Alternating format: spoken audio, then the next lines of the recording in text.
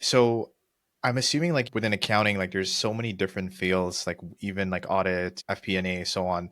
So for non-for-profit, is it similar where there's like different sectors, but then within those sectors is like roles and whatnot? So specifically in your current sector, do you mind just giving more details on that?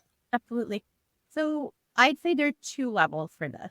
The first level is immediately if you go into the nonprofit sector, you're either going into development or program. In a nutshell, development is the side of things that raises the funds, and programs is the side of things that spend the fund. So that's the first very basic level of picking your career and that segmentation. The second level, which is very crucial as well, is what type of organization you want to work with. So what sector within the nonprofit sector? The major ones, there's an institutional and a grassroots there. So institutional would be your hospitals and universities for the most part.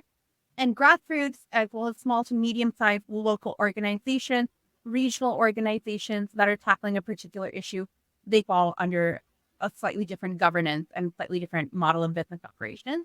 Early on in my career, I did try out both pretty evenly. So my first role with York, getting a sense of the advancement team there, and of course beyond the tele fundraising as well, like I did with other roles as well. And then with Children's Aid Foundation of Canada, that was that first offer I accepted out of university and where I gained my foundational learning in the sector. And then with Foodbanks Mississauga, of course, where I currently am. And then another opportunity with the institutional side was at the university as well. Yeah, I wanted to build out kind of experience in both sides and to see where I feel like I had more of a good fit, where I felt like I could offer myself better. Okay. And is there a specific role that propels you forward in terms of your experience and just the learning aspect on the job? Was there a specific one that stands out the most?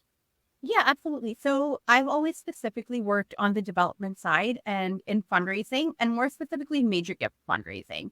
Even within fundraising, there are different kind of approaches you can take and different types of donors you can work with.